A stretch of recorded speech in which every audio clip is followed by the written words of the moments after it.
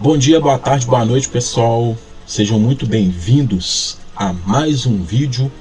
Já gostaria de pedir a vocês aí, vai deixando seu like, compartilha essa mensagem para o maior número de pessoas que você conseguir.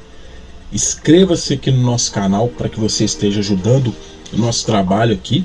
E não deixa de ativar o sininho, porque dessa forma você vai estar por dentro do conteúdo que vão ser postados aqui. Gostaria de ler para vocês hoje nós vamos estar falando de contagem necessária.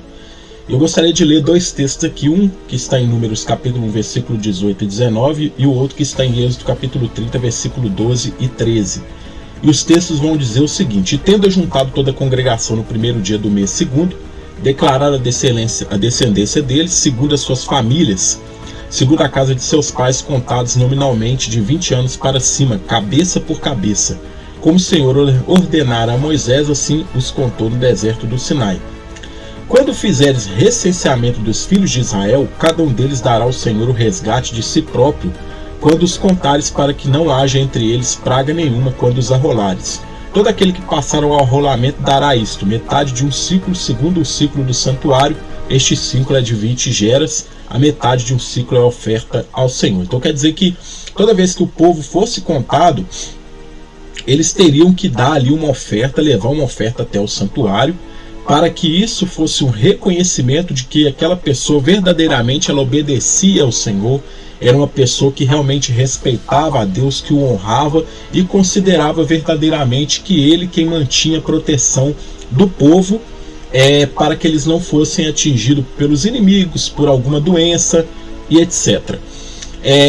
E aqui nós temos algumas lições muito importantes que eu gostaria de compartilhar com vocês aqui em relação a esse texto. Toda pessoa que fosse contada junto ao povo de Israel deveria levar um valor entregue ao santuário. Era uma forma de mostrarem que estavam cientes da responsabilidade como povo escolhido de Deus.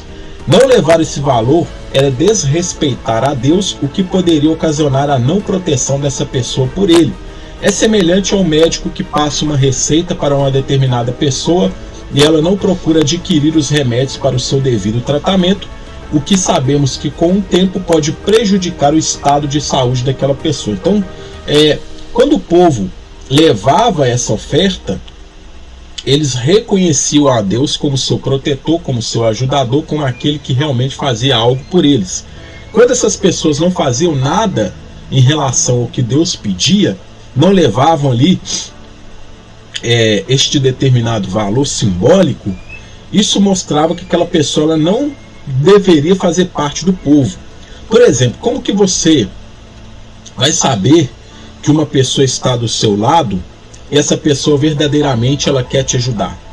A partir do momento que você vê que aquela pessoa compartilha das mesmas ideias que você sabe que aquela pessoa vai querer te ajudar. Se é uma pessoa que constantemente está questionando seus sonhos, questionando seus objetivos, questionando o que é estipulado naquela organização, é uma pessoa que não partilha da mesma visão que você. Ela deve ser incluída em outro grupo que não seja aquele que você participa. Então isso era feito dentro do povo de Israel. Nos textos nós aprendemos lições também sobre responsabilidade e planejamento. No Antigo Oriente Médio, os reis costumavam contar o seu exército para saber a quantidade de soldados que deveriam enviar contra os seus adversários. Dessa forma, saberiam quanto contingente deveria ser capaz de lidar com os inimigos. Então, aqui nós vemos também que o planejamento é necessário. Que naquela época os reis eles contavam, por exemplo, um exército que viesse com 10 mil pessoas, eles não enviariam 5 mil homens para combater aquele exército, mas eles enviariam, por exemplo, 15, 20, para que então eles tivessem ali uma capacidade numérica para que eles conseguissem vencer aquele exército adversário. E aqui também demonstra um pouco disso, ou seja, eles contavam para saber justamente quais a quantidade de pessoas para uma determinada guerra, uma determinada luta, batalha contra os adversários, eles pudessem enviar o número exato de soldados para que eles conseguissem guerrear contra aquele exército inimigo. Essa contagem também servia para saber se alguém havia desistido do sonho de ir à terra prometida, se uma pessoa que estivesse antes com o povo de Israel fosse embora, pelo censo, ou seja, a contagem, era possível saber. Então também, uma pessoa que tivesse desistido do sonho da terra prometida, eles saberiam através do censo se aquela pessoa ela tinha permanecido ali, ou se aquela pessoa ela tinha saído, ou a quantidade de pessoas que estavam com eles tinha aumentado ou tinha diminuído, era uma maneira deles saber. E aqui, pessoal, nós aprendemos como analisar quem são os que estão ao nosso redor. Nós devemos saber quem nos honra, ou seja, o ciclo que era entregue no santuário. Existem pessoas que estão dispostas a nos ajudar e que até já fizeram isso, portanto nós devemos honrá-las. Honrar uma pessoa, pessoal, é dar algo que é devido a determinada pessoa. Por exemplo, uma pessoa faz algo por você, te ajuda, quando você não tinha nada, aquela pessoa estava ali do seu lado para poder te ajudar. Essa pessoa é uma pessoa que você deve honrar. Você deve saber honrar da onde você veio, as suas origens, para que você não caia no erro da soberba, que é o orgulho excessivo num determinado futuro. Então é preciso honrar as pessoas que realmente te ajudam, e aqui demonstra que o povo honrava a Deus através dessa oferta que eles levavam. Pagar o preço para estar com quem pode nos ajudar.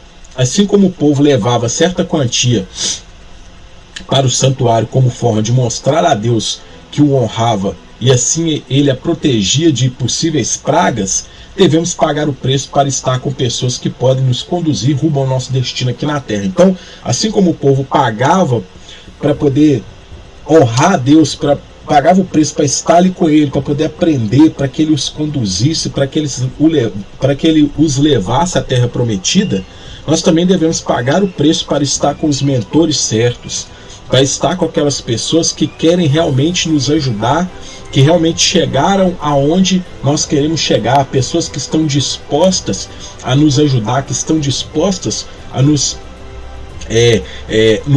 acrescentar de alguma forma na nossa vida, seja através de conselhos, seja através de ajuda, de atitudes. Então nós temos que pagar o preço para estar com essas pessoas, porque é fundamental que a gente tenha sabedoria para escolher as pessoas certas para estarem conosco. Então nós temos que, quando nós encontramos essas pessoas certas, pagarmos o preço para estar com elas. Saber quem faz parte de nosso ciclo, aqueles que nos ajudaram e os que desistiram de nós. Temos que aprender a selecionar quem deve estar conosco. Não adianta caminharmos com pessoas que ficaram de braços cruzados, onde outras tiveram que trabalhar. Então isso é muito importante, pessoal. Não adianta nós querermos caminhar com pessoas que ficaram de braços cruzados, aonde outras pessoas tiveram que trabalhar. O que isso significa? Quando você tem uma pessoa que está do seu lado, essa pessoa vê você passando por um problema, ela não quer te ajudar, ela não faz nada para te ajudar, e ao invés disso, vem outra pessoa para fazer algo. E muitas das vezes, muitas pessoas honram esses que estão de braços cruzados e esquecem daqueles que os ajudaram. Então, nós não podemos cair nesse erro. Nós temos que saber observar quem quer apenas pegar carona e quem realmente estava conosco lá desde o início. Porque esses que estavam conosco desde o início, quando nós não tínhamos nada, que estavam ali dispostos, ajudando, arregaçando as mangas, trabalhando junto conosco, sofrendo o que a gente estava sofrendo, esses devem ser honrados, pessoal. Aqueles que ficaram de braços cruzados são pessoas que não são pessoas adequadas para fazer parte do nosso ciclo. Planejamento serve para não cairmos diante de certas dificuldades. Contagem do povo, por exemplo. Se quisermos vencer um determinado problema, nós devemos aprender a lidar com ele.